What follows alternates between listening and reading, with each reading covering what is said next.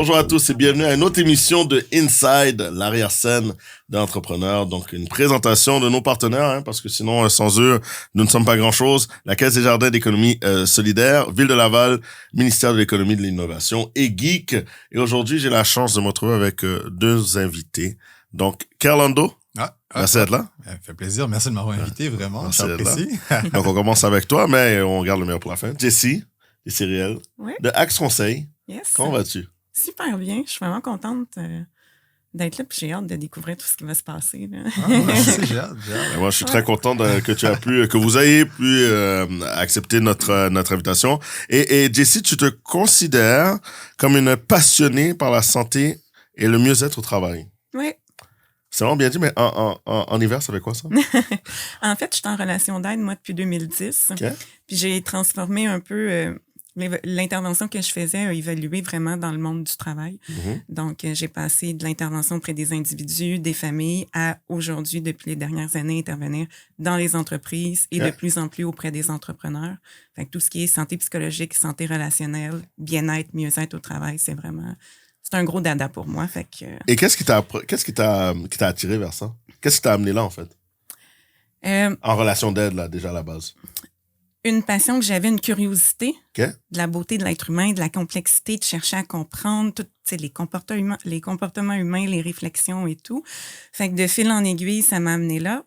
Mais en 2018, moi, j'ai lancé Axe Conseil après avoir été victime de mauvaises pratiques de gestion. Puis ça a été l'espèce d'élément déclencheur de dire non, je vais aller intervenir en entreprise pour assurer qu'il y ait un management bienveillant, de la prévention des facteurs de risque psychosociaux, puis vraiment... c'est ça. C'est devenu ma mission, là, de vraiment faire ça. Ouais. Fait que là, j'ai été combiner les deux volets. Super. Ben, écoutez, je suis content de t'avoir avec nous ce matin.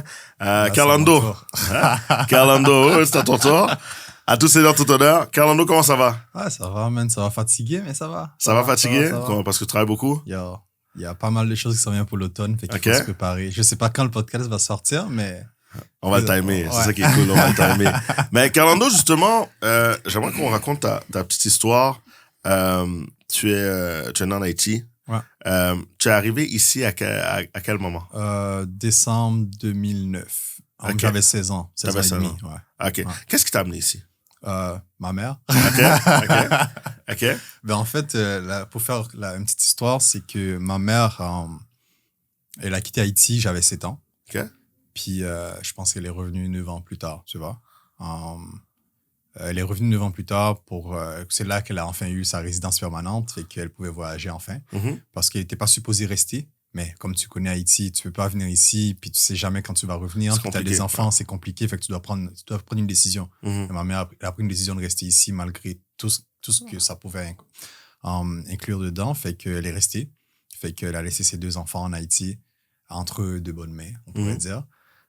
Puis, fait ça que moi, depuis petit, je savais que j'allais venir ici, c'était une question de temps. Okay. Mais, fait que j'étais peut-être préparé mentalement, en quelque sorte, tu vois, mais pas pour le froid, par contre. Je pensais l'être, ça c'est clair. On n'est jamais préparé pour le froid. J'étais comme, ouais, je suis tough, t'inquiète, j'étais à Fermat. Ah oui, il faisait un peu plus froid en Haïti, t'inquiète, je suis capable de gérer ça ici. Maintenant, j'arrive, je suis comme, non, mon Dieu, j'avais un gros manteau, tous les gros trucs là, il faisait froid pareil, je comprenais pas. Ma mère, elle est là depuis 40 ans, elle me dit que ça s'habitue toujours pas, donc c'est pas demain la veille, ça va changer. Là. Ouais, ça, c'est clair. Donc, tu savais que, bon, évidemment, un peu comme l'arrivée massive des Haïtiens dans les 70, bon, ta maman, elle est venue pour pouvoir justement ouvrir des opportunités. Raconte-nous un peu ton arrivée, justement, parce que tu arrives quand même à 16 ans, donc tu arrives à l'école, comment ça se passe, là? Ben écoute, j'arrive en décembre 2009. En plein hiver, nice, beau timing. Exactement, décembre 2009, puis 13 jours après, il y a eu le tremblement de terre en Haïti. Fait que disons que c'était l'une des pires choses que j'ai pu vivre de toute ma vie. Parce que, tu sais, je viens de quitter, j'ai mes amis, toute ma famille est là-bas. Puis 13 jours après, ben, il y a une catastrophe à ce point-là. Puis tous les grands médias, ils n'arrêtent pas de montrer des cadavres par terre. Fait que ça m'a beaucoup énervé en ce sens aussi. Mais, tu sais, j'ai vécu la dépression, tout ce qui venait avec. J'ai quasiment eu je pourrais dire, un mini trouble alimentaire. Je sais même pas si ça se dit, tu vois. Genre, le fait d'être ici puis de savoir que je mange à ma faim comme il faut, puis de savoir que j'ai des amis qui en souffrent, des fois, j'ai juste arrêté de manger, tu vois. OK.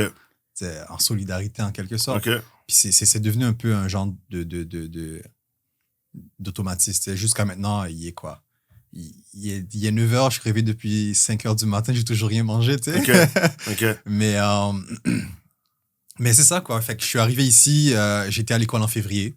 Fait que j'ai été dans une classe d'accueil. OK. On accueillait les Haïtiens. On avait fait une classe d'accueil spécifiquement pour les Haïtiens qui venaient à cause du traumatisme.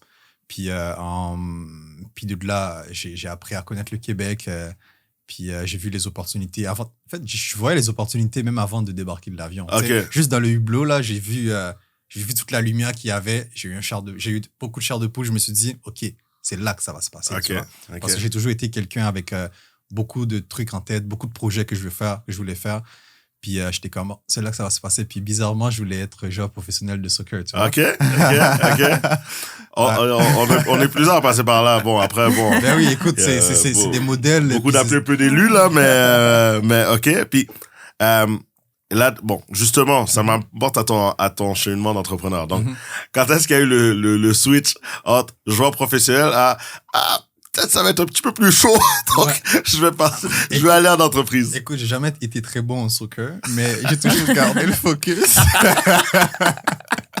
Ben, c'est une bonne chose, ouais. T'étais déterminé. Ouais, j'étais déterminé, j'ai toujours gardé le focus, mais écoute, je pense qu'il n'y a jamais eu de switch. Je vais t'expliquer pourquoi, parce que de là où je viens, toute ma famille, tous les gens autour de moi, ils ont toujours vendu quelque chose dans leur vie pour survivre. Genre, je voyais ma mère se lever très tôt le matin, préparer des centaines de sandwichs pour aller vendre au coin de la rue. Puis je voyais mes tantes faire pareil, je voyais ma grand-mère faire pareil, et ainsi de suite. Et pour moi, c'était tout à fait normal. L'esprit entrepreneurial était déjà là. Exactement. Quand j'ai connu le mot, j'étais comme, ah bon, OK. Tu sais, quand c'est devenu hyper populaire, j'étais comme, ah bon, OK. Mais j'ai juste en profité de ça, mais c'était déjà là. Une fois arrivé ici, premier été, j'ai pris le tondeuse à ma mère, j'ai frappé dans les portes des voisins, puis j'allais faire leur gazon, puis ils me payaient. Puis l'automne d'après, j'étais déjà en train de monter des abris d'auto, puis me faire payer, tu vois. Fait que, ouais. C'est fou, ça, c'est vraiment comme en dedans de toi, mais comme tu dis, c'est un mode de survie intégré d'où tu viens. Ouais, exactement. Il n'y a pas plein d'entreprises pour être employé, pour avoir des bonnes conditions. Donc, il faut se démerder, se débrouiller. Ouais, exactement. Mais tu aurais pu arriver ici et te dire, ouf, je vais prendre ce smooth, il y a plein d'opportunités stables. En fait, c'est quand même un bon mélange de tout ça. Oui, il y a des opportunités stables. J'ai essayé, bien sûr. Tu sais, quand tu viens dans un milieu aussi que tu te bats tout le temps, tu as envie de te relaxer un peu, tu vois. Fait que j'ai essayé de me trouver des emplois impossibles. Merci au marché de l'emploi au Québec de ne pas avoir voulu quelqu'un comme moi. Mais fait qu'ils ont créé quelqu'un comme moi encore, entre autres, tu vois. Fait que oui, j'ai déposé des CV partout. Des étés, je déposais 300, 400 CV facilement, là. Puis mes CV étaient imprimés à la même place que tous les autres, avec les mêmes informations que tous les autres, mais jamais moi. Okay. J'ai allé à la même école que tous les autres, mais jamais moi.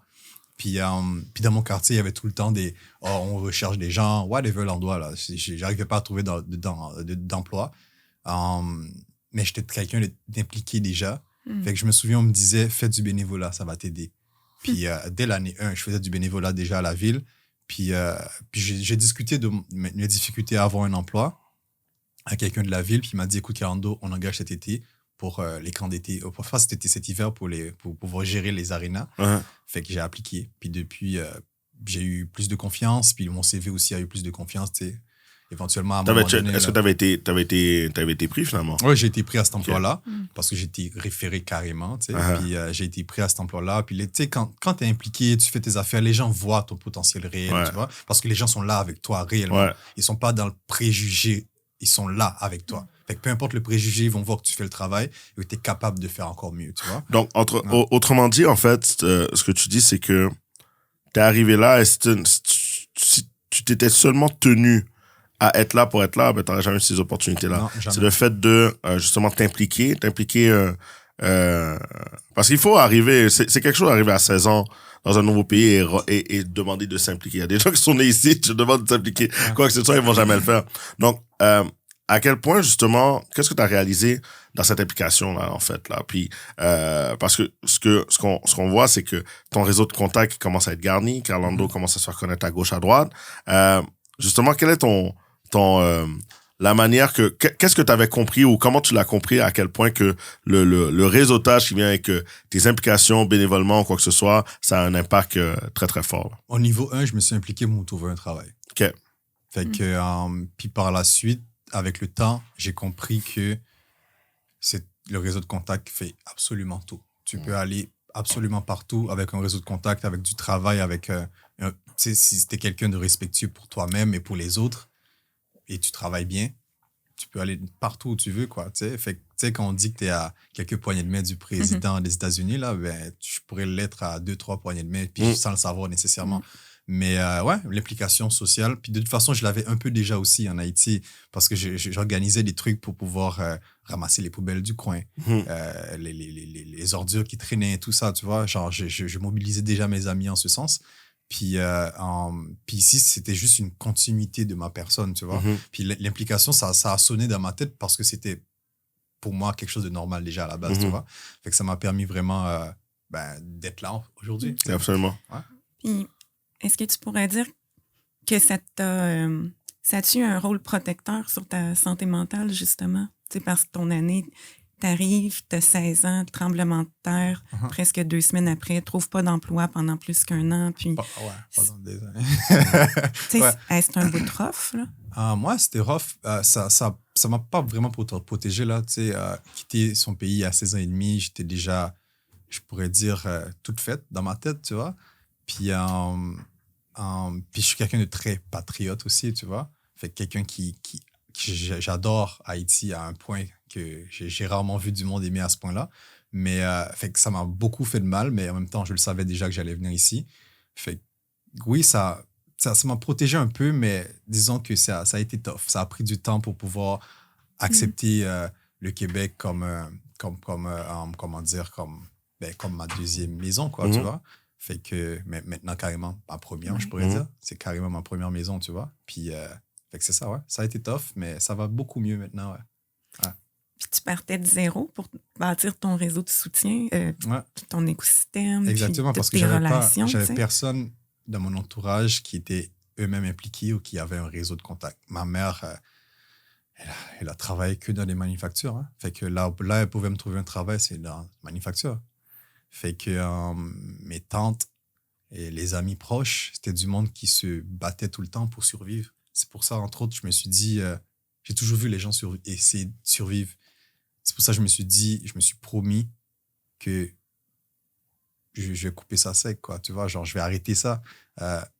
J'arrête de survivre. Je veux prospérer, quoi. Je veux prospérer, puis je veux que les autres autour de moi prospèrent. Peu importe si c'est des amis, ma famille, je veux que tous ceux qui sont autour de moi prospèrent, tu vois. Fait que, ouais, c'est un peu ça, quoi. Et quel a été ton cheminement à devenir entrepreneur, là? Est-ce que c'est ta première, là, parce que là, tu as créé Innovapub, tu as d'autres projets qui s'en viennent, mais comment tu t'es lancé en entrepreneuriat?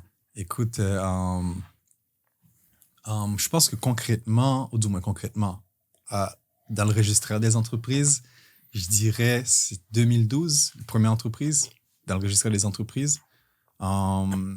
Puis après, j'ai créé plusieurs entreprises là, qui n'a pas fonctionné. Puis qu'on a dû fermer parce qu'il fonctionnait trop bien, parce qu'on ne pouvait pas vraiment livrer, tu sais. Fait vaut mieux arrêter que de livrer n'importe quoi, tu vois. Puis par la suite, écoute, j'étais dans un événement de la Chambre de commerce de Laval. Puis je me souviens, il y a Chanel Alpin qui est venue vers moi. On a discuté un peu, puis elle est venue vers moi et comme, OK, genre, viens-t'en t'impliquer à la relève.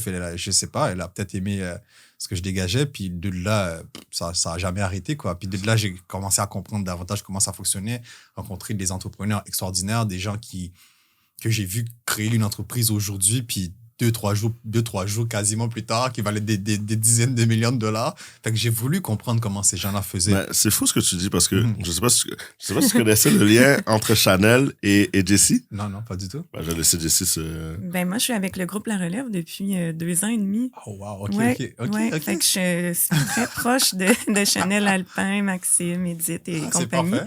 Puis je suis à l'animation puis à la facilitation des cellules entrepreneuriales. Fait que j'étais avec le groupe toutes les semaines, tous les mois. Fait que puis j'ai rencontré Alex avec le groupe La Relève. Wow. Fait, OK, c'est très drôle. À la vie, les contacts. Je pense qu'on va faire quelque chose avec le groupe Relève. Absolument. Cool. Ouais, tout est dans tout. Donc, au fond, justement, t'as connu Chanel Alpin. C'est vraiment drôle, hein, parce que 2 minutes avant que t'arrives en pré-entrevue, on parlait d'elle, justement. On la salue d'ailleurs. Salut Chanel. Absolument. Donc très chic femme, Maxime aussi, vraiment des gens très gentils.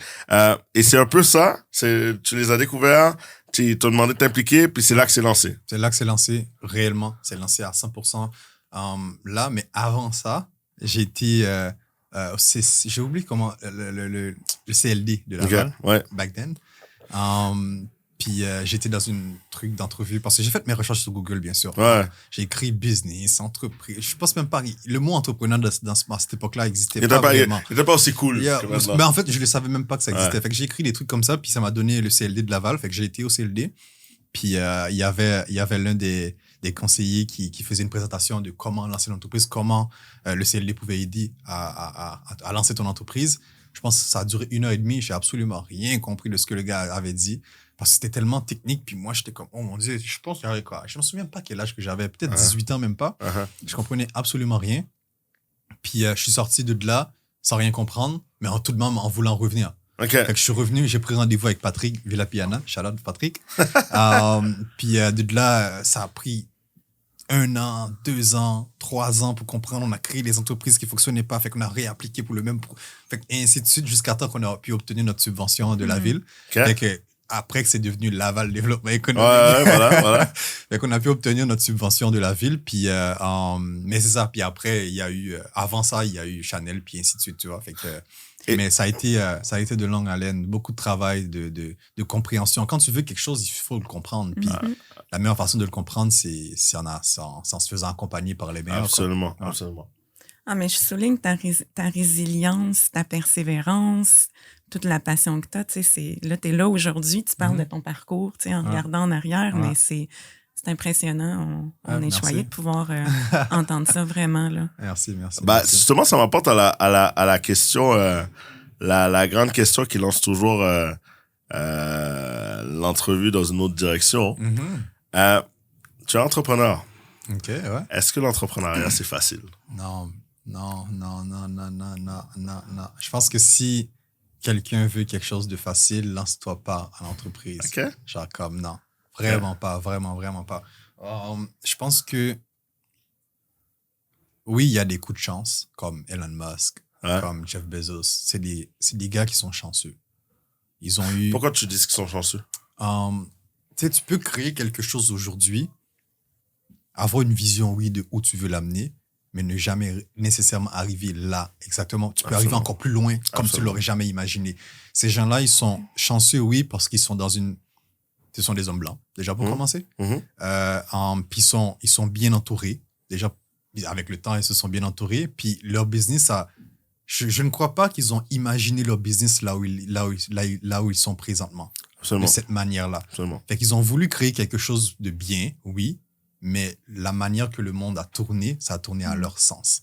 Fait que c'est des entrepreneurs extraordinaires, oui, mais c'est des chanceux. Fait qu'il ne faut pas non plus que les gens les prennent comme exemple tout le temps, voulant faire comme eux. C'est impossible. Tu ne pourras pas. Tu peux essayer, bien sûr, comme on peut essayer de viser les étoiles puis tomber sur la lune, whatever, tu vois. Mais tu peux essayer, mais c'est pas à prendre. Pour ta santé mentale, c'est à éviter, quoi, tu vois.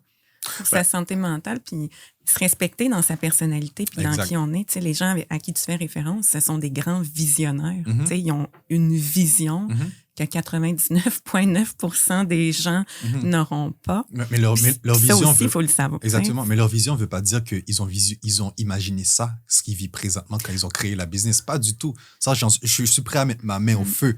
Ils n'ont pas imaginé leur business comme ça dès le départ. Avec le temps, ils ont automatiquement qu'ils ont eu, chaque fois qu'ils commencent à avancer, ils ont dit, peut-être que je peux aller là. Et ainsi de suite, et ainsi de suite, et ainsi de suite, tu vois.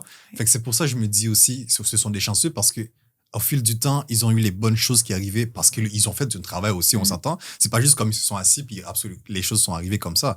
Ils ont fait un travail, puis avec le temps, au fur et à mesure qu'ils avançaient, le monde, du moins la vie, quoi, les amener là en tant que tel, parce que c'est l'ère de ce moment-là pour eux, quoi. Mais quand tu considères la chance en tant que telle, est-ce que c'est en raison justement, de où est-ce qu'ils en sont rendus, en voulant dire que comme vraiment ils ont créé des entreprises, des méga entreprises, comme j'aime bien les appeler. Mais je veux dire, quand tu parles de la chance, est-ce que c'est dans une optique vraiment que, comment dirais-je, ils ont été sous une étoile tant que tel, ou parce qu'il y a un adage qui dit les meilleurs créent leur chance, ou tu crées ta chance. Ouais, Donc moi, j'essaie de te positionner par rapport à ça. Comment tu vois ça? Donc la chance étant, ils ont travaillé et des bonnes choses sont arrivées à eux, ou simplement, eux, ils étaient là puis ils étaient chanceux. Écoute, ils ont travaillé, des bonnes choses sont arrivées à eux, puis comment je pourrais dire ça? J'aimerais ça prendre un exemple concret, d'accord? Fait que tu crées quelque chose, admettons, tu crées ce produit. Ça je risque d'aller nulle part avec ça, là, mais bon. Tu crées ce produit juste pour déposer ta tasse. Ouais. Right? Mais tu te dis, OK, ça va être un produit pour déposer ma tasse. Ouais.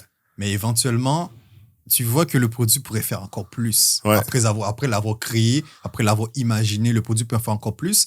Mais pas seulement ça, pas seulement ce que tu vois, mais le monde, de manière générale, vibre comme au même sens que ton produit en tant que tel. Fait que dans le fond, oui, tu crées ta chance, ça c'est clair, tu dois travailler pour créer ta chance, mais la manière que ces entreprises ils sont présentement dans le monde, c'est qu'ils sont parfaitement alignés à ce que c'était supposé arriver, tu vois. Absolument. C'est pour ça que je parle c'est une question de chance. Parce que moi, je crois pas que mon entreprise va être autant alignée à ce que le monde veut de manière générale présentement, tu vois. Fait que c'est en ce sens que je parle de chance. Je comprends. Fait que oui, ils ont créé leur chance, ils ont fait ce qu'ils devaient faire, ils ont travaillé fort. Ça, on peut pas leur enlever parce que c'est en travaillant que tu crées ta chance aussi également, tu vois. Fait que c'est juste que le monde vibre maintenant sur la même vibration que leur business, quoi. Absolument, absolument. Puis c'est drôle parce que tu faisais le parallèle avec les joueurs de foot tantôt, donc les joueurs de soccer, et je fais un parallèle qui est assez clair. Tu sais, il y a beaucoup d'appelés, peu d'élus. Et la manière que je vois ça, c'est que quand tu crées à la fin de la journée, il y a un entrepreneur, une personne dans la communauté qui a dit quelque chose qui m'a toujours resté en tête. Il a dit, je voulais jouer dans la NBA jusqu'à temps que je croise vraiment quelqu'un qui voulait jouer dans la NBA.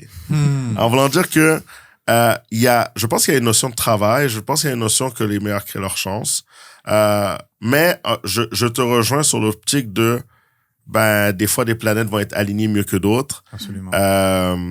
Et je te rejoins aussi sur l'optique de ce que tu as dit tantôt comme étant des hommes blancs et évidemment, et on est dans un podcast qu'on dit les vraies affaires, évidemment ça donne des opportunités. Absolument. Que d'autres qui pourraient être plus BIPOC n'auront pas nécessairement évidemment. Mais toi justement là qui t'es lancé dans l'entrepreneuriat et tout, puis tu dis que c'était pas facile, quel a été tes premiers challenges? Le racisme. Ça a été OK. Ouais. OK. Ouais, le racisme, mon jeune âge. OK. Ouais, ça a été puis ça. Comment, je veux dire, je veux dire, en allant dans cette direction-là, là, quel a été le premier, là, le premier événement que là, vraiment, on a pété ta bulle, là, que comme tu t'es dit, waouh. À titre d'entrepreneur? À titre d'entrepreneur, là, que comme t'as ton projet, t'as ton produit, tu veux le lancer, et là, t'as senti que, c'est même pas ton produit, c'est juste parce que c'est toi, et on veut pas t'encourager. Comment ça s'est passé? Tu sais quoi? Tu sais, le fait, je viens d'Haïti, je viens à 16 ans, fait que pour moi, je m'en foutais totalement de ce que les gens pensent de moi, tu vois. Je savais que j'étais noir, je suis fier d'être noir, fait que quelqu'un qui pense être raciste, puis qui dit des choses, ou qui me fait sentir des choses, je m'en foutais totalement, tu vois, parce que j'avançais, that's it. Je pense que récemment, j'ai vécu quelque chose de ce genre, puis qui m'a vraiment fait chier. Je me suis inscrit à quelque chose. Je vais pas dire c'est quoi. Je me suis inscrit à quelque chose à 2-3 reprises, jamais été accepté. J'ai une business qui fonctionne, qui rentre de l'argent, qui a des cours clients, jamais été accepté. Maintenant, cette chose-là est arrivée au 5e cohorte. Conseil d'administration totalement blanc à 100%. Et pourtant, c'est à Montréal, c'est quelque chose qui est supposé être là pour tous. Membre de la direction blanc à 100%. Fait que en fait, la raison pour laquelle j'ai pas été accepté, mais il y a quelques jours, en fait, quelques semaines, j'ai vu que l'entreprise qui est concurrente à moi, qui fait même affaire que moi à peu près, puis qui est là, qui a même pas 2 ans d'existence, il vient d'être accepté. Et pourtant, moi, j'ai un dossier solide qui a été écrit par des professionnels, prévision financière et ainsi de suite, tu vois, état financier. Et tu as gagné des prix? J'ai gagné des prix, j'ai jamais été accepté. Fait que là, je les ai écrit un courriel. J'ai été voir sur leur site internet pour voir c'est qui est dans le conseil d'administration d'ailleurs, tu vois. Parce que je veux comprendre pourquoi moi, parce que quand je voyais aussi les autres personnes qui étaient, j'ai pas vu dans les cohortes tant de diversité que ça non plus, tu vois. Fait que j'ai été voir sur leur conseil d'administration. Oui, il y a une certaine équité, il y a à peu près autant de femmes que d'hommes, c'est parfait, c'est génial, j'adore ça, mais il n'y a aucune diversité. Dans l'équipe de la direction aussi, la permanence, c'est pareil. Fait que là, je les ai écrit un courriel pour leur faire comprendre que ça, j'apprécie pas. T'sais, habituellement, je fais jamais ça. Il y a toujours des trucs comme ça, mais là, c'était juste exagéré pour moi, tu vois. Fait que je les ai écrit un courriel pour leur dire que ça, j'accepte pas. Ils ont répondu pour me dire que les choses ont changé. On a une 5e cohorte, blablabla. Je suis comme, les 4 dernières, qu'est-ce que vous en faites, tu sais? Il y a eu du monde qui ont manqué des opportunités à cause de ça. Genre, le Québec a manqué des opportunités à cause de ça, tu vois. Mais Carlando, ce que tu es en train de dire, ça correspond à le récent rapport d'enquête sur la santé mentale des entrepreneurs de la BDC là, qui viennent tout juste de sortir. Puis, c'est démontré comme dans ceux qui ont une santé mentale peut-être un peu plus à risque ou précaire, ben, on retrouve des gens issus de communautés ethniques qui ont plus de défis, que c'est plus difficile. Puis, ton exemple rentre là-dedans. Dis, hey, ça fait 4 ans que je 4 ans ou 4 fois que je persévère. Puis, clairement, tu as observé que il y avait quelque chose, il a fallu que tu prennes action pour que ça bouge. Absolument. Thank God que tu l'as fait. Là. Ben écoute, je sais pas. Genre, je connais beaucoup de personnes qui l'auraient pas fait. Puis je l'ai fait parce que j'étais plus énervé qu'autre chose, tu vois. Puis j'ai écrit un bon long courriel. J'ai mis le président de conseil d'administration en CC. J'ai mis tous les gens que je savais qui travaillaient là-bas en CC pour leur dire ça, j'accepte pas. Puis 20 minutes après, j'ai reçu un courriel pour me dire que c'est plus comme ça, blablabla, des trucs comme ça, tu vois. Mais n'empêche, ça fait quoi? Ça fait 7 ans que l'entreprise existe, puis j'aurais pu déjà être ailleurs grâce à ça si, c'est ça, s'il y avait pas tout ça, quoi, tu vois. Ouais. C'est quoi le feeling que tu avais, mettons, après 2, 3, 4 fois de voir, voyons, ça passe pas, ça marche pas? C'est 2 fois. OK, je pensais que c'était... Ouais, 2 fois. Ben, écoute, j'étais juste, OK, c'est bon. J'étais comme, OK, je passe à autre chose. Tu sais, c'est toujours été comme ça. Je vais pas essayer d'aller chercher loin. Parce que tu sais que très souvent, quand tu es une personne noire qui vit dans un pays majoritairement caucasien, comment dire, quand tu rentres dans l'ascenseur puis quelqu'un serre son sac à main, très souvent, les gens disaient ça, j'étais comme, mais quand ça m'arrive, je suis comme, genre comme, OK, je laisse faire, tu vois, je passe à autre chose. Mais là, je pouvais juste pas passer à autre chose. C'était plus moi, c'était ma business. Fait que je vais plus passer à autre chose. C'est comme si tu as un enfant, habituellement, tu passes à autre chose, mais qu'on fait quelque chose de mal à ton enfant, puis tu es comme, OK, non, tu peux pas passer à autre chose. Pas du tout, il faut que tu réagis, puis j'ai réagi. J'aurais pu réagir encore plus dur et les expose. Plus virulente. Exactement, les expose sur les réseaux sociaux et tout ça. Mais non, j'ai préféré ne pas le faire. J'ai préféré essayer de trouver comment arranger les choses parce qu'il n'y a pas que moi. Il y en a plein d'autres comme moi et que je dois malheureusement ouvrir des portes, tu vois. Ouais. Et quel autre défi, parce que oui, évidemment, il y a les défis de la barrière au niveau du racisme et tout ça, mais quel autre défi ça t'a amené d'être entrepreneur? Le fait d'être mieux organisé. Ouais, ouais, exactement. Écoute, ça a pris du temps, beaucoup de temps, puis je fais toujours de mon mieux. J'essaie de m'entourer des meilleures personnes aussi pour m'aider par rapport à ça. Mais en passant, je cherche une adjointe. Si les gens écoutent le podcast, puis se voient, écris-moi. Je cherche une adjointe ou quelqu'un qui va encore m'aider davantage. Ouais. Parce qu'il y a pas mal de choses qui s'en viennent cet automne, puis j'ai besoin d'être encore mieux organisé, puis ouais, c'est ça, l'organisation, quoi. C'était un défi... ouais. Puis quel a été comme ton premier rock bottom, là? Comme vraiment, là, que t'es descendu vraiment bas, et puis à ce moment-là, quels ont été les signes? Est-ce que tu as pu avoir de l'anxiété, la dépression? Comment t'as vécu ton premier rock bottom? L'entreprise est lancée en 2015. On a lancé un nouveau produit, notre Charge Pub, en 2017, 2016-2017. On a été voir toutes les grandes entreprises avec notre gros démo pour leur présenter les trucs et ainsi de suite pour essayer de vendre le produit. Je me souviens, en 2018, on a signé un contrat avec Bell, le plus gros contrat qu'on a eu à cette époque-là. Puis après, j'ai crash. OK. J'ai crash totalement. J'étais au tiers-lieu. Il y avait un panel qui se faisait. Puis j'étais l'une des personnes qui est supposée parler. Je n'étais pas là du tout. Genre, les gens me posaient des questions. Je leur demandais de répéter. Je ne comprenais pas. Je n'étais pas là.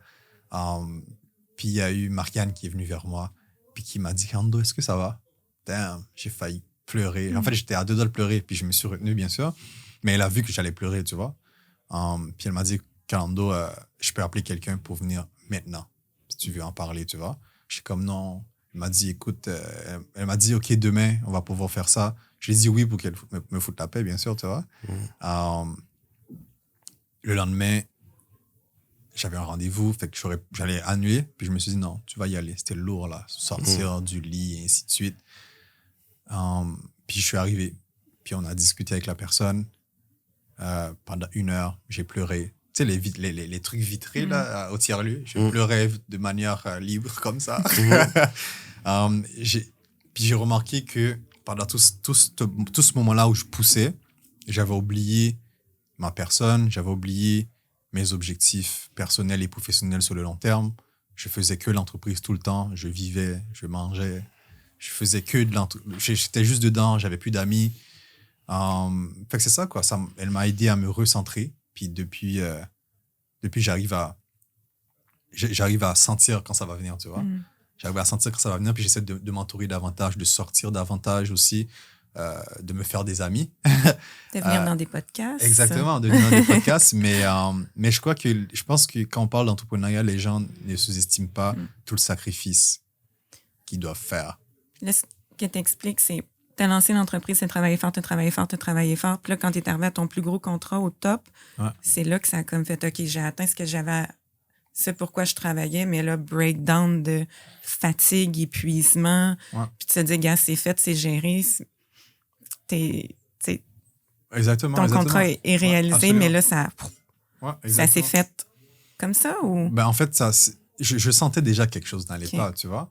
Mais je poussais, genre comme, je poussais. Mais une fois que le contrat a été signé, ben, c'était un peu plus un moment de relâchement, tu vois, où mon cerveau me disait, OK, c'est bon. Genre, je te supportais, là, mais là, on en a marre. Qu'est-ce qui aurait fait une différence pour toi? Je comprends que tu as appris à découvrir tes signaux d'alarme. Ça, c'est un défi pour tout le monde. Mais sachant, mettons là, que tu les aurais connus ou un petit peu mieux écoutés avant de crasher, à l'époque où tu travaillais pour avoir ton contrat pour Bell, qu'est-ce qui aurait pu à ce moment-là venir faire la petite différence qu'il faut pour pas crasher aussi raide, mettons? Je crois que une meilleure organisation, déjà pour commencer. Tu sais, j'étais jeune, puis il y avait beaucoup de choses que je savais, mais que je ne comprenais pas. Comme par exemple, le milieu de l'entrepreneuriat, où aller chercher les ressources pour engager du monde, pour t'aider, pour faire ci, pour faire ça, et ainsi de suite.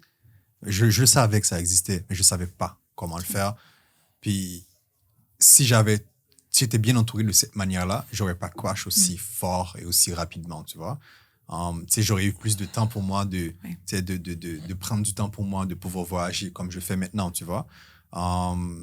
Puis de prendre du temps avec mes amis, de pas nécessairement travailler jusqu'à 1h du matin, puis après me réveiller tôt encore pour pouvoir aller faire un autre job que j'avais de côté, et ainsi de suite. Fait que je pense que ça aurait énormément aidé. La connaissance et de la compréhension de ce que tu connais, c'est la clé de n'importe quelle réussite, quoi. C'est qu'après, ça t'amène, tu nommes l'organisation, mais si tu connais, tu sais sont où les ressources, tu as moins de pertes de temps, De temps. d'énergie, Exact. d'anxiété à chercher. Tu sais, c'est peut-être Exactement. 2 heures et demie par jour que Exactement. tu dépensais à Exactement. droite puis à gauche là-dedans. Là. Exactement, Ok. exactement. Fait que c'est ça. Fait que plus que tu connais ton écosystème, Mm. tu sais qui peut t'aider, qui peut pas t'aider, ainsi de suite, ben, plus que ça va aller, quoi. Si tu sais qu'il y a une subvention qui existe pour pouvoir engager des... Je savais que cette subvention emploi l'Aide Canada existait, mais j'avais jamais appliqué. On dirait que dans ma tête, c'était pas pour moi. On dirait que dans ma tête, c'était pour les plus gros, mais c'est pas vrai. C'est pas vrai, puis il faut vraiment aller voir les gens, puis se donner le temps de comprendre ces petites choses-là, parce que ça va sauver. Ça risque de sauver des vies, en fait. Absolument. La compréhension de ça pour savoir que, OK, tu peux juste, comment dire, j'ai oublié c'est quoi le mot qu'on dit là, genre passer le travail à quelqu'un d'autre. Délégué. Délégué, voilà, bon. Ouais. Quoi, ça aide énormément, ouais.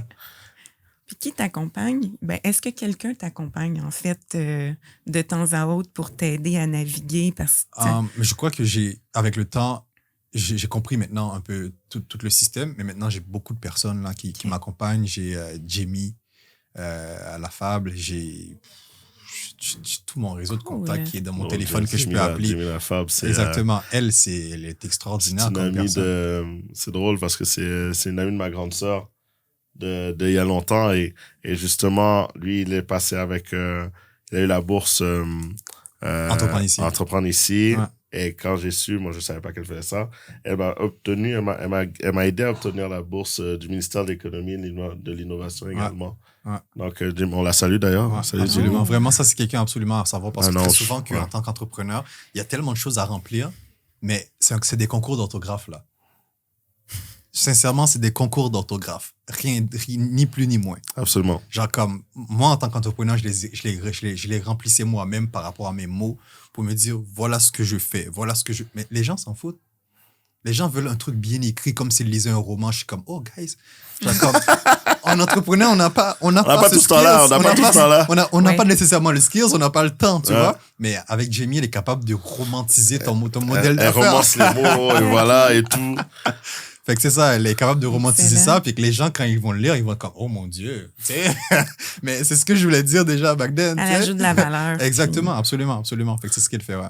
Et dis-moi, là, tu t'as dit que tu as eu ton premier rock bottom. Comment tu as pu t'en sortir? Discuter. J'ai parlé le plus possible de ça, en parler le plus possible. Puis avec le temps, me donner du temps, ralentir sur l'entreprise. Totalement ralentir sur l'entreprise. Ce que je faisais avant, je le fais plus vraiment comme avant. On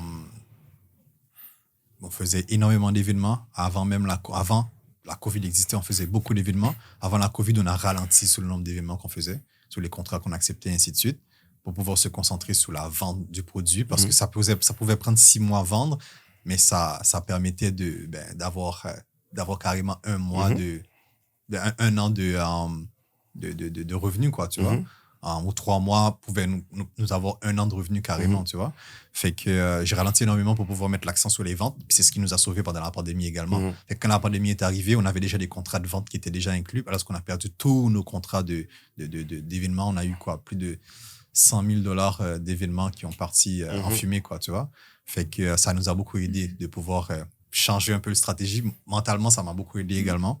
Fait que la pandémie a fait plus de bien que de mal pour moi, sincèrement. J'ai pu me recentrer sur ce que je savais déjà. J'ai pu comprendre, avoir le temps de comprendre les connaissances que j'avais déjà. Ouais. Fait que, sincèrement, ça a beaucoup aidé de ralentir un peu la cadence. Tu as lancé un super produit aussi. Ouais, exactement. Vraiment, j'ai découvert ça. Puis, mais tu sais, tantôt, tu faisais référence à Elon Musk, dire, ben, ils ont de la chance, les as s'alignent. Mais tu sais, dans ton cas, je sais pas comment tu perçois ta chance à toi dans ton parcours. Puis, tu sais, jusqu'à là, de dire, hey, moi, ça a été finalement mon avantage. Puis la décision de prendre soin de toi a été à ton avantage parce que ça a fait que tu avais délaissé avant la pandémie l'événementiel. Puis là... Ouais, exactement. Absolument. Ouais. N'empêche que l'événementiel était quand même, je dirais, 60% de nos chiffres d'affaires, on s'entend. Mais au moins, si on n'avait pas mis de côté un peu, ben, ce 60% aurait été 100%, tu vois. Fait qu'on aurait tout perdu carrément. Puis, mais ça a énormément aidé, ouais, effectivement. Ouais. Mais là, maintenant, tu as pu t'en sortir, mais dernièrement, même quand t'es arrivé en pré-entrevue, t'as dit, ah ouais, même c'est un bon timing pour tu croyais pas que j'écoutais comme ça. On rentre dans le crunch. Je disais que c'est un bon timing, justement, à venir à ce podcast-là. Pourquoi t'as dit ça? Est-ce que c'est parce qu'actuellement, tu as certains défis au niveau de ta santé mentale? Je crois que les gens pensent... En fait, il y a une chose que j'ai appris à Radio-Canada. Au départ, quand je suis arrivé au Québec, ils disaient... Parce que j'adore écouter Radio-Canada, 95.1. Puis, il y avait une entrevue avec un chef autochtone, je ne me souviens pas, des Premières Nations, qui disait que la dépression auprès des Premières Nations était vue différemment qu'auprès des Occidentaux. C'était une phase que tu avais besoin de passer, que tu as toujours besoin de passer tout le temps dans ta vie pour pouvoir devenir une meilleure personne. Puis j'étais comme, oh wow, c'est puissant ça. C'est très sage, ouais. Puis j'avais déjà des moments de dépression. Puis je garde cet adage qui est que quand ça va pas bien, c'est une opportunité pour aller encore mieux. Ça fait partie du processus. Ouais, exactement. Ça fait partie du processus pour être capable d'aller encore mieux. Puis ça m'aide énormément. Fait que présentement, je vis beaucoup de stress, beaucoup de travail dans l'entreprise, dans l'entreprise, dans ma vie aussi, parce que je suis en train de lancer une nouvelle entreprise qui va être lancée cet automne. Mais fait il y a beaucoup de choses que je dois mettre sur pied. Je dois faire un plan d'affaires, je dois faire des prévisions financières, et ainsi de suite. Puis c'est beaucoup de travail. Puis en même temps, il y a l'entreprise actuelle, il y a le podcast également qu'on fait. Oui, bien sûr. Fait qu'il y a tout ça. Tu as aussi on va le mentionner, là, tu as aussi le cofondateur du Black Podcast. Du Blacking Podcast, exactement. Le Blacking Podcast qui met en avant-plan les entrepreneurs issus, des entrepreneurs afro-descendants. Exactement, absolument. De la sphère québécoise et canadienne. Ouais, exactement. Fait que c'est ça, je m'en souviens plus c'est quoi la question. mais tu disais justement que t'avais un stress parce que tout ce qui s'en vient, donc tu vois tout ce qui s'en vient là avec la planification financière, ton plan d'affaires. Ouais, absolument. Tu es en train de dire que justement c'est quelque chose qui t'a amené un peu de stress actuellement. Exactement, c'est beaucoup de stress, beaucoup d'inquiétude aussi, on s'entend, mais je suis assez confiant de ces 10 dernières années en entreprise, puis aussi de mon réseau de contacts, puis j'ai du monde extraordinaire qui m'entoure pour de vrai comme je n'aurais jamais imaginé. Puis tout ça est arrivé, je dirais, pendant la pandémie m'a aidé réellement à avoir plus de maturité en ce sens, tu vois. Absolument. Fait que je sais pas, genre, Calando avant la pandémie, Calando maintenant, c'est total. Je dirais que c'est deux personnes un peu différentes, tu vois. Absolument. Fait que, ce qui fait que je fais des projets avec beaucoup plus d'impact. Puis ça, c'est vraiment génial. C'est salutaire d'une certaine manière. Donc oui, il y a un stress, oui, il y a une certaine anxiété, mais c'est salutaire. Absolument. Vas-y. Si je reformule ce que tu as dit, ce que j'ai compris, c'est comme dans tes périodes de stress, dans les moments où ça va moins bien, c'est comme si tu l'acceptes. Absolument. Donc, tu cherches pas à le tasser, à le fuir, à faire comme si c'est pas là, pour mettre ta cape de super-héros d'entrepreneur. C'est juste, hey, je file pas, qu'est-ce que j'ai à apprendre de ça? Exact. Ou c'est, exactement, je le dis. C'est vraiment bien. Je peux le dire à n'importe qui que ça va pas, là, tu sais. J'ai aucun problème de le dire parce que j'ai pas honte de le dire, puis je crois que c'est une force pour moi en tant que tel d'être capable de verbaliser comment je me sens. Puis, puis je crois aussi que en le faisant, ça m'aide. C'est une thérapie, en fait. Absolument. C'est une thérapie d'être capable de dire voilà comment je me sens aujourd'hui et ainsi de suite. Puis moi, ça m'aide plus qu'autre chose. Fait que, ouais. On s'enlève la pression puis le masque de ah oui, ça va bien, oui, tout est beau. Non, j'ai pas envie de faire semblant que ça va bien. Puissant, mais et justement, je viens sur tu en as parlé un petit peu tantôt. Tu sais, à quel point tu trouves c'est important, étant afro-descendant, à quel point tu trouves que c'est important d'en parler parce que toi, comme moi, tu sais que pour nous, la maladie mentale, on appelle ça des petits problèmes. Parce qu'on ne le considère pas. Chez nous, c'est très, très, très, très tabou. Et c'est une des raisons pourquoi j'en ai fait une affaire personnelle pour faire ce podcast-là. Et toi, comment tu le vois? D'ailleurs, tu as fait un podcast il y a quelques jours là-dessus. Quelle était l'importance pour toi de faire ça?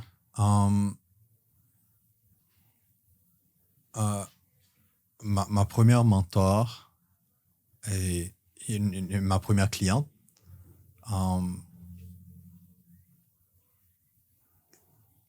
elle vivait des trucs, tu vois. Puis je crois que ça avait rapport aussi avec la maladie mentale. Puis dans nos communautés, on en a perdu beaucoup en ce sens. Absolument. Puis pour moi, c'est important de le verbaliser parce que très souvent, on n'en parle pas dans nos communautés. Tu sais, même ma mère ne comprend pas nécessairement quand je la dis que je ne vais pas bien. Elle me dit, fais des trucs, je suis comme mange, je suis comme, c'est pas ça le truc, tu vois. Fait que je crois que plus qu'on en parle dans nos communautés, plus qu'on va aider les autres à savoir, tu sais, à donner des outils, en fait, tu vois, de comment s'en sortir. Si tu vas pas bien, parce que très souvent, quand on va pas bien, comme on a tendance à rester au lit, à moins bouger, à moins faire des trucs. Mais dans nos communautés, très souvent, du moins dans mon entourage, les gens disent que t'es paresseux et ainsi de suite. Fait qu'à un moment donné, ça finit par faire un cercle vicieux. Fait que quand je vais pas bien, je dois me reposer pour aller mieux, mais je me sens coupable de le faire. Tu vois? Fait que je crois que c'est important de verbaliser que t'as pas à te sentir coupable de pas aller travailler aujourd'hui. Si t'es pas capable, t'as pas la force, il y a des assurances pour ça, guys. Tu sais, dans nos communautés, les gens ont beaucoup de difficultés à demander des congés. À dire à leur travail, écoute, je peux pas arriver à 6 heures du matin tous les jours. Les vendredis, je vais arriver à 10 heures parce que c'est le moment que je vais déposer mes enfants à l'école. Les gens ont de la difficulté à faire ces genres de choses et pourtant que c'est excessivement important à les faire, tu vois.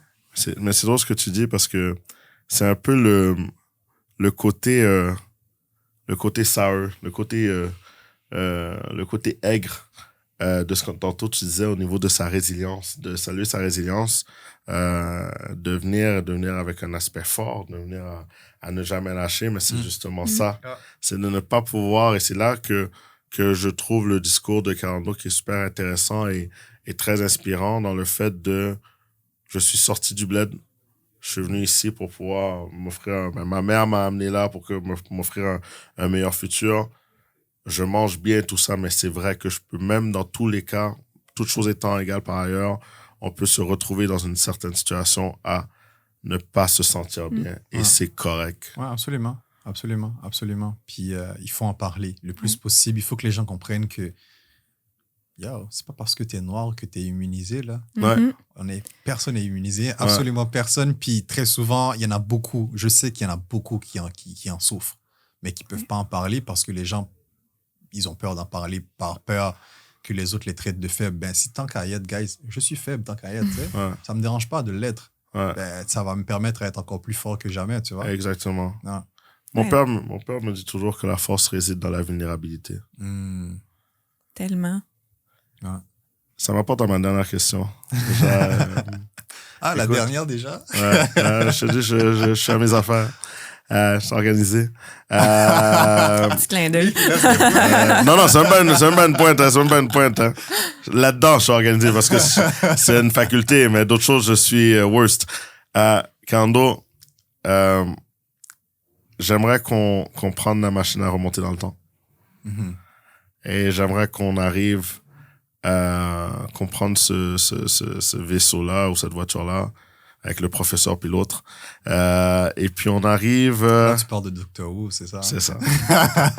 ça fait 8 podcasts. Molly, elle est témoin. Je cherche toujours le nom. Est-ce que t'as vu le nouveau Doctor Who qui va sortir? Ce sera un noir. Ah ouais? Ouais.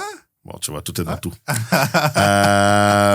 Et on revient au moment où, justement, le premier moment que t'as senti vraiment du racisme quand t'as été porté. Une publication, porté une demande d'emploi. Puis le moment où tu l'as senti, si on va dire à la sortie de cette opportunité-là, tu arrives en face de toi. Tu vois, c'est-à-dire en face de toi-même, là, avec la machine à remonter dans le temps, et t'as une seule phrase à dire à Carlando à ce moment-là. Quelle est cette phrase? J'allais absolument rien lui dire. Je vais absolument rien lui dire parce qu'en le disant, je veux pas influencer tout ce que j'ai fait. Je préfère garder tout ce que j'ai fait comme je l'ai fait. Je vais lui dire absolument. Je sais qu'habituellement, les gens veulent dire quelque chose, mais moi, je lui dirais absolument rien. Je dirais absolument rien. Je suis fier de tout ce que j'ai pu faire.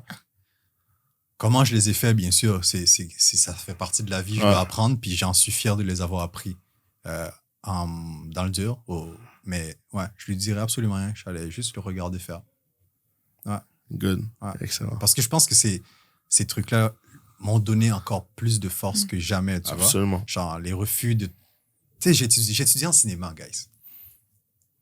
Il y avait un super club à 2 minutes à pied. Si je courais, ça allait prendre 30 secondes. À pied de chez moi, j'étudiais en cinéma. J'ai déposé des CV. Toutes les semaines, carrément. Le quartier où j'habitais, c'est un quartier très multiculturel à Saint-François. Genre, beaucoup de personnes noires. J'ai jamais été engagé. La seule fois que j'ai eu mon entrevue, c'est quoi? 3 ans plus tard, on m'a donné une entrevue. Et pourtant, ils cherchaient toujours quelqu'un. Hein? Mm-hmm. Ils m'ont donné une entrevue. Et l'entrevue, c'était une entrevue pour me dire, fous-moi la paix. Ah ouais. Ben oui, ça c'est clair à 100%. Les gens savaient exactement qui j'étais. J'avais un compte. J'allais louer mes films. J'étudiais en cinéma. Mais le crew était pas du tout multiculturel, tu vois. Était loin de l'être, là. Représentatif du quartier en tant que tel, tu vois. Mais non, pas du tout. Je suis content que ce truc a été fermé puis qu'il n'existe presque plus.